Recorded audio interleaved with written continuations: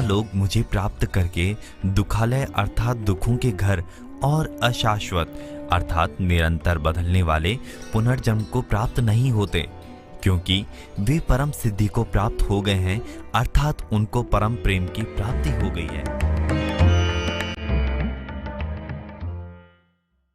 जो भगवान का दर्शन कर ले अथवा भगवान को तत्व से जान ले, उसका पुनर्जन्म नहीं होता।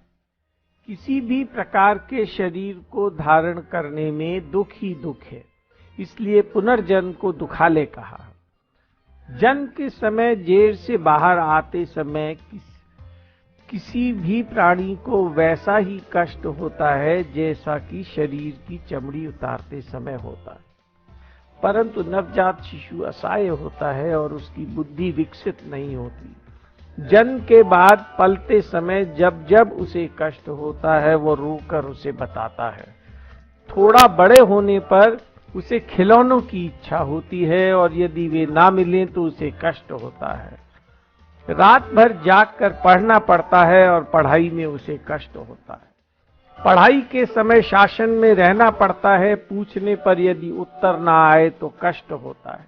परीक्षा में फेल हो जाए तो कभी कभी इतना दुख होता है कि कुछ विद्यार्थी आत्महत्या भी कर लेते हैं। युवावस्था में मनपसंद विवाह ना हो तो कष्ट होता है। विवाह होने पर यदि पति या पत्नी अनुकूल ना हो तो दुख होता है। वृद्धावस्था में अपने शरीर में असमर्थता आ जाती है, अनेक रोगों का आक्रमण होने लगता है, सुख से उठना बैठना चलना फिरना खाना पीना आदि भी कठिन हो जाता है। घर वालों के अपशब्द सुनने पड़ते हैं, दुखों को कहां तक कहें, उनका कोई अंत ही नहीं है।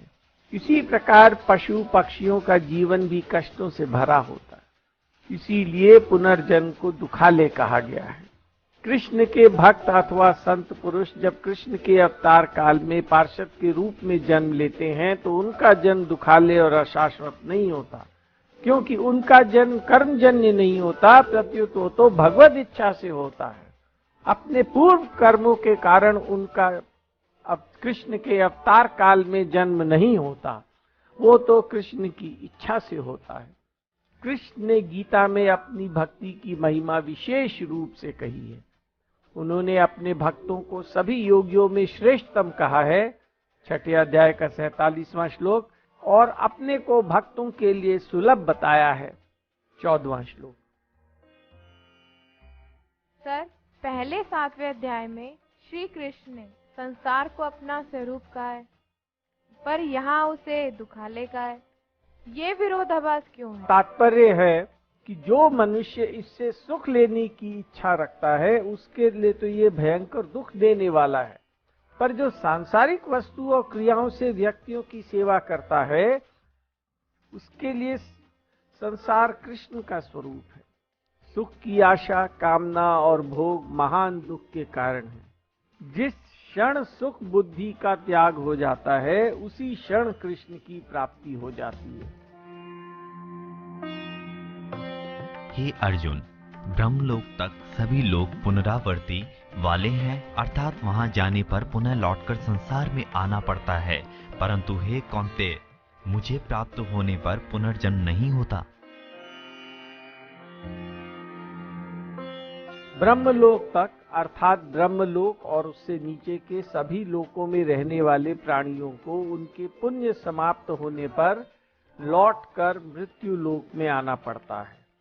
मृत्यु लोक के सुख से 100 गुना अधिक सुख देवलोक के देवताओं के हैं, और इन देवलोक के देवताओं के सुख से 100 गुना अधिक सुख अजान देवताओं के होते हैं। अजान देवता वे कहलाते हैं जो कल्प के आदि में तो देवता बनते हैं और कल्प के अंत तक देवता बने रहते हैं। अजान देवताओं के सुख से 100 गुना अधिक सुख इंद्र का माना गया है, और इंद्र के सुख से 100 गुना अधिक सुख ब्रह्मलोक का माना गया है, और इस ब्रह्मलोक से भी अनंत गुना अधिक आनंद कृष्ण के शुद्ध भक्त का होता है। भगवत प्राप्ति का सुख कभी नष्ट नहीं होता, सदैव बना रहता है। जीव कृष्ण का अंश है, 15वें अध्याय का 7वां श्लोक, और जहां जाकर उसे फिर लौटकर संसार में नहीं आना पड़ता है वो कृष्ण का धाम है। अब यदि वो कृष्ण का अंश है तो वो सदैव ही कृष्ण के धाम क्यों नहीं जाता और क्यों लौट कर आ जाता है?